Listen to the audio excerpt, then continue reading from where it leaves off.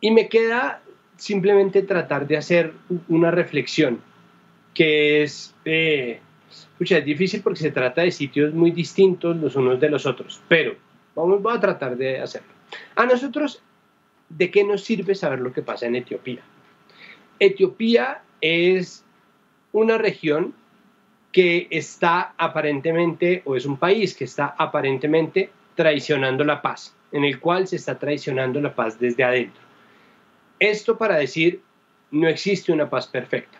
En eso nos sirve saber qué es lo que pasa en Etiopía. Y sí, son situaciones distintas, que están generando un conflicto interno, o bueno, que generaron ya un conflicto interno en Etiopía, mientras que en Colombia lo que se estaba solucionando era efectivamente un conflicto interno. Esto para decir también que los países pues son ficciones, son líneas dibujadas sobre la tierra que nosotros decidimos dibujar o que acortamos o que agrandamos simplemente para saber cuál es nuestro lugar en el mundo y de dónde viene sellado nuestro pasaporte.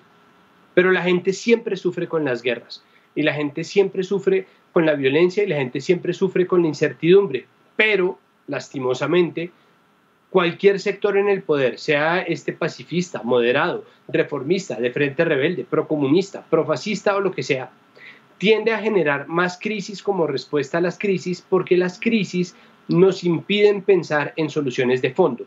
Es decir, qué conveniente resulta en medio de una pandemia y de una crisis de miseria que está bordeada por otras crisis pandémicas en otros países y por crisis de refugiados además y por crisis secesionistas, generar una nueva crisis, para que la gente no pueda poner atención de todo lo malo que está pasando con el gobierno.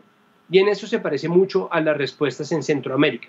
Desamparar a la gente en nombre de lo que sea la impotencia o sea la incompetencia, sea la negligencia o la desidia, es un error, pero al mismo tiempo las crisis le convienen al poder. Es decir, las guerras se pueden extender por tanto tiempo, y ojo que en Colombia se extendió la guerra con las FARC hasta 54 años, ¿no? 52 años, perdón, ¿no? Y la guerra con el ELN sigue, y la guerra con el EPL sigue, y la guerra con el paramilitarismo sigue, con algunas facciones o con sus formas redivivas.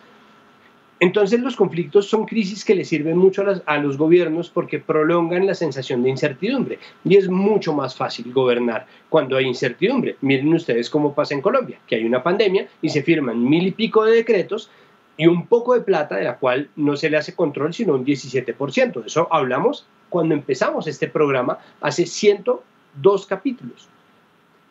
Es mucho más difícil hacer control cuando se encuentra uno en un estado de zozobra.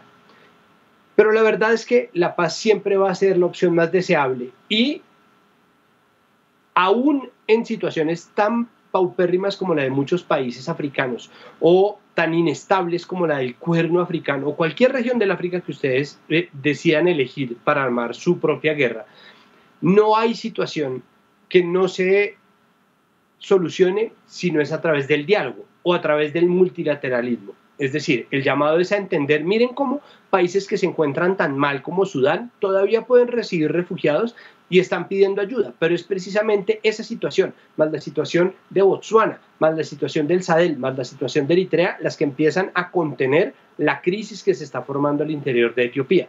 Miren que es el diálogo entre las personas, entre los vecinos, entre los compatriotas e incluso entre la gente de países vecinos la que contiene un poco la crisis en Centroamérica.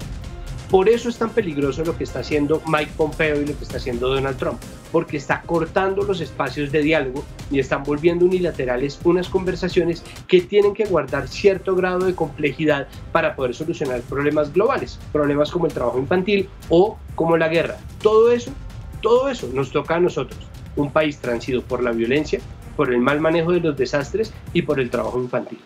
Hasta aquí Puntos Capitales. Nos vemos el lunes con más información, con más análisis y con mucha opinión a las 7 de la noche aquí en las pantallas de Capital, Sistema de Comunicación Público. Disfruten el fin de semana, por favor cuídense, chao.